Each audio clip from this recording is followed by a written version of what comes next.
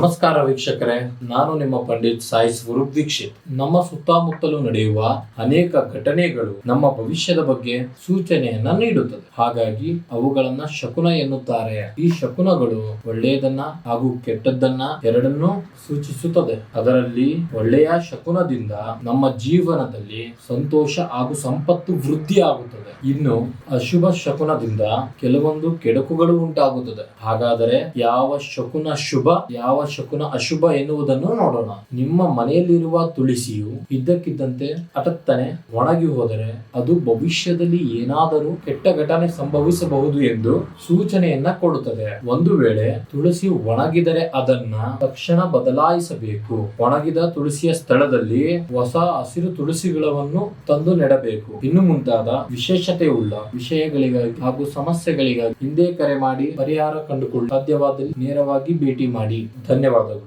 ಜೈ ಜೈ Sai.